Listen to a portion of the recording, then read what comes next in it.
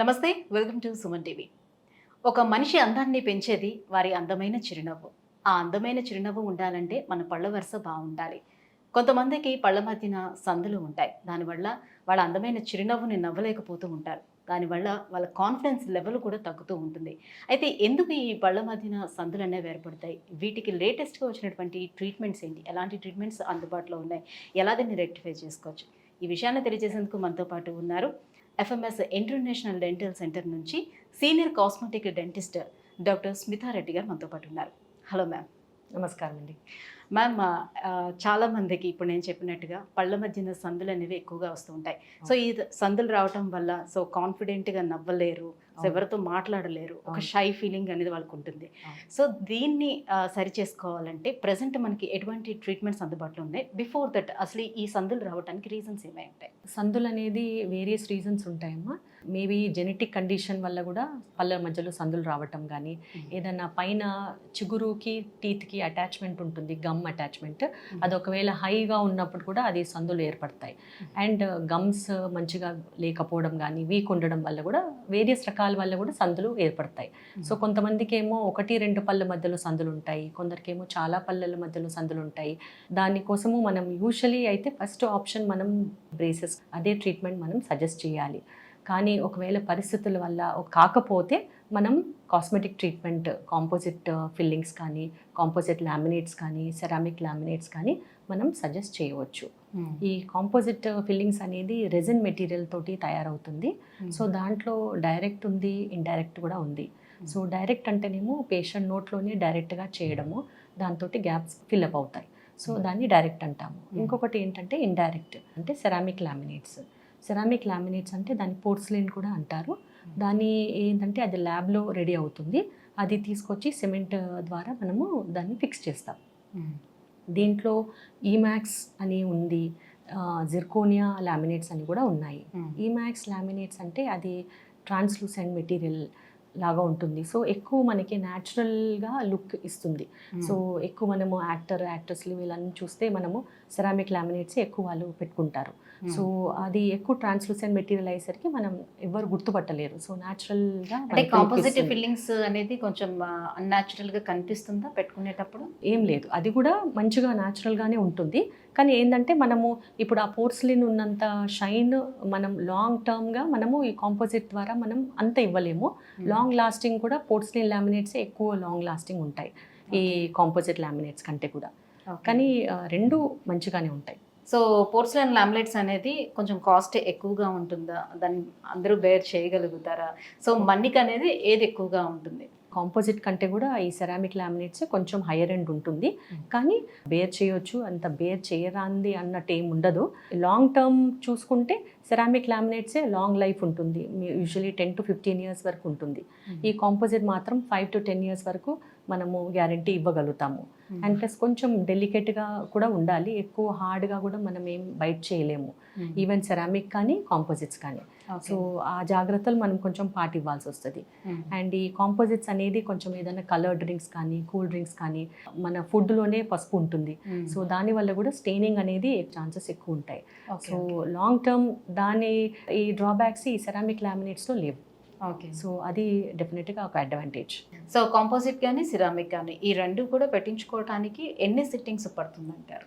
Composite అయితే, direct composite అయితే single సిట్టింగ్లో అయిపోతుందండి. పేషెంట్ రాగానే మనం చూసి చెప్పి, మనం కావాలంటే ఒక మాకప్ మనం చూపివ్వచ్చు, అంటే ఇలా ఇలా వస్తుంది, ఇలా గ్యాప్స్ క్లోజ్ అవుతే ఇలా అవుతుంది అని. ఓకే అనుకుంటే డైరెక్ట్గా మనం పేషెంట్ సింగిల్ సిట్టింగ్లో చేసేయచ్చు. కానీ సెరామిక్ లామినేట్స్ మాత్రం ఫస్ట్ మనం కొంచెం ఎనామిల్ అనేది కొంచెం గ్రైండ్ చేయాల్సి వస్తుంది. ఒక 0.3 to 0.5 millimeter థిన్ ఎనామిల్ మనం గ్రైండ్ చేసి దాన్ని అచ్చు తీసుకొని ల్యాబ్కి పంపివ్వాలి. ఆ ల్యాబ్లో రెడీ అవుతుంది, అది తీసుకొచ్చి ఆ షీట్స్ మనము సిమెంట్ ద్వారా మనం అతికివ్వాలి. సో ఒక 2 sittings మ్యాక్సిమం టైం. సో ఇవి చూడడానికి ప్యూర్ వైట్, సో ఇంకా తలతల మెరుస్తున్నట్టు కనిపించొస్తుంది డెఫినెట్గా. కానీ దీంట్లో కూడా డిఫరెంట్ షేడ్స్ ఉంటాయి. సో కొందరేమో ఎక్కువ వైట్ కావాలి అని అడుగుతారు, సో వాళ్ళకి వైట్ ఇస్తాము. కొందరికేమో న్యాచురల్గా మన న్యాచురల్ కలర్ ఎట్లా ఉంది, పక్క టీత్ ఎట్లా ఉంది, దాని మ్యాచ్లోనే మనము ఆ కలర్ ఇస్తాము. సో ఇలా ఫిల్లింగ్స్ పెట్టుకున్న తర్వాత దానికి ఏమైనా ప్రికాషన్స్ తీసుకోవాల్సి ఉంటుందా, మళ్ళీ అవి త్వరగా పాడైపోకుండా ఉండటానికి? డెఫినెట్గా ప్రికాషన్స్ అయితే తీసుకోవాలండి. రెగ్యులర్గా బ్రషింగ్ చేయాలి. అండ్ ఫ్లాసింగ్ అనేది కూడా కంపల్సరీ చేయాల్సి వస్తుంది. యూజువల్గా కూడా మన పళ్ళకి మనం ఫ్లాసింగ్ అనేది చేస్తాం. ఎవ్రీడే యాక్టివిటీస్ అయితే బ్రషింగ్ ప్లస్ ఫ్లాసింగ్ అయితే కంపల్సరీ చేయాలి. ఎందుకంటే ఆ ఫ్లాసింగ్ అనేది థ్రెడ్ మధ్యలో పాస్ అవుతుంది. సో ఆ లామినేట్స్ మధ్యలో కానీ ఫిల్లింగ్ మధ్యలో కానీ క్లీన్ చేసుకోవడానికి ఈజీగా ఉంటుంది. అంటే దాని మెయింటెనెన్స్ కోసం మళ్ళీ మిమ్మల్ని అప్రోచ్ అవ్వాల్సి ఉంటుందా? ఎవ్రీ 6 months అండ్ కంపల్సరీగా మనం డెంటిస్ట్ని అప్రోచ్ అయ్యి రెగ్యులర్ క్లీనింగ్, గమ్స్ మెయింటెనెన్స్, గమ్స్ని హెల్దీగా ఉంచుకోవడము అనేది చాలా ఇంపార్టెంట్. సో అంత కేర్ తీసుకుంటే లాంగ్ టర్మ్ ఉంటాయి, ఏ ప్రాబ్లం ఉండదు. ఓకే, సో సిరామిక్వి ఇది ఫిల్లింగ్ పెట్టించుకునేటప్పుడు లామినేట్స్ పెట్టించుకున్న తర్వాత ఇప్పుడు జనరల్గా నార్మల్ టీత్కి మనం ఏదైతే మనం పాలిషింగ్ కానీ క్లీనింగ్ కానీ ఎవ్రీ 6 monthsకి ఒకసారి వెళ్ళి చేయించుకుంటామో దీనికి అలా చేయించుకోవచ్చా? ఇప్పుడు ఫర్ సపోజ్ ఇప్పుడు మీ దగ్గర నేను ట్రీట్మెంట్ తీసుకున్నాను, వేరే డాక్టర్ దగ్గరికి వెళ్ళి నేను ఇట్లా క్లీనింగ్ పర్పస్ వెళ్ళాను అనుకోండి, అదేమైనా పాడైపోయే అవకాశం ఉంటుందా వాళ్ళకి తెలియకపోతే? యూజువలీ అయితే గుర్తుపడతారు అందరు డెంటిస్ట్లో, ఎక్కువ ఎక్స్పీరియన్స్ ఉండి అంటే రెగ్యులర్గా చేసే వాళ్ళైతే డెఫినెట్గా అది ఎక్కడుంది ఏంటి అని గుర్తుపడతారు. అయినా కూడా ఎటువంటి డ్యామేజ్ అనేది అయితే ఏం కాదు. సో ఇప్పుడు తినే పదార్థాల్లోని ఏమైనా చేంజెస్ చేసుకోవాల్సి ఉంటుందా? లైక్ కొన్ని గట్టి పదార్థాలు ఏమైనా తీసుకునేటప్పుడు మనం చేయించుకునే ఫిల్లింగ్ ఏమైనా పాడైపోతుందా? ఎలాంటి పదార్థాన్ని అవాయిడ్ చేసుకోవాల్సి ఉంటుంది? అదే మనము హార్డ్ స్టఫ్ అయితే మనం బైట్ చేయొద్దు ఫ్రంట్ టీత్ నుంచి. కొంచెం కేర్ఫుల్గా ఉండాలి. ఎప్పుడైనా బ్యాక్ ఆఫ్ ద మైండ్లో మనం గుర్తుపెట్టుకోవాలి, ఇది మనది ఒరిజినల్ టీత్ కాదు, ఇవి ఫిల్లింగ్స్ అని చెప్పేసి. సో కొంచెం గట్టి పదార్థాలు అనేది కొరకకుండా మనం జాగ్రత్త పడాలి.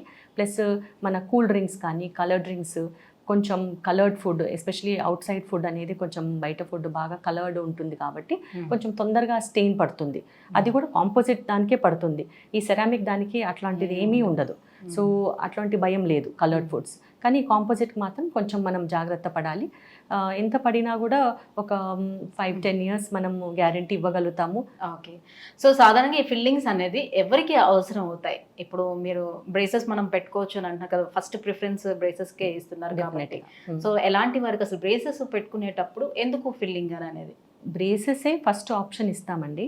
కానీ కొన్నిసార్లు ఏమవుతుందంటే పేషెంట్స్కి టైం ఉండదు, లేదా ఆల్రెడీ 1-2 సార్లు బ్రేసెస్ చేసుకొని అది రిలాప్స్ అయ్యి మళ్ళీ సందులు ఏర్పడడం అనేది అవుతుంది. సో అండ్ కొందరు అబ్రాడ్ వెళ్తారు, లేదా కొందరికి అసలు బ్రేసెస్, ఎందుకంటే ఇది లాంగ్ టర్మ్ కాబట్టి 1.5-2 years ట్రీట్మెంట్ ఉంటుంది. సో లాంగ్ టర్మ్ కాబట్టి కొందరికి ఇష్టం ఉండదు. సో అలాంటి పరిస్థితుల్లో డెఫినెట్గా మేము కాస్మెటిక్ ట్రీట్మెంట్ సజెస్ట్ చేస్తాం. లేదు అనుకుంటే ఫస్ట్ అలైనర్స్ కానీ బ్రేసెస్ కానీ అదే ఫస్ట్ ఆప్షన్. సో ఎక్కడైనా సరే పన్ను సగంగా విరిగిపోయి ఉండేటప్పుడు కూడా దీన్ని యూస్ చేసుకోవచ్చా? ఈ ఫిల్లర్స్ తోటి దాన్ని ఫిల్ చేసి నార్మల్ సైజ్కి చేసుకోవడానికి. ఇప్పుడు ఏదైనా పేషెంట్ కింద పడ్డాడు, ఏదైనా పన్ను విరిగిపోయింది, సో ఫస్ట్ కాంపోజిట్ ఫిల్లింగ్సే ఫస్ట్ సజెస్ట్ చేస్తాం. ఎందుకంటే అది మన న్యాచురల్ పన్నుని ఏం డ్యామేజ్ ఉండదు. ఏదైతే విరిగిపోయిందో అదే మనం యాడ్ చేస్తాం. సో దానికి ఎక్కువ న్యాచురల్ టూత్ స్ట్రక్చర్ని సేవ్ చేయడం అనేది ఎక్కువ ఉంటుంది. Okay, right, thank you so much ma'am. So ఈ పళ్ళ మధ్యన ఉన్నటువంటి ఈ సందులకి కాంపోజిట్ ఫిల్లింగ్ కానీ సిరామిక్ కానీ ఏ రకంగా హెల్ప్ అవుతుంది, దీనివల్ల ఎలాంటి లాభాలు ఉన్నాయని విషయం తెలియజేసినందుకు thank you so much. Thank you అండి.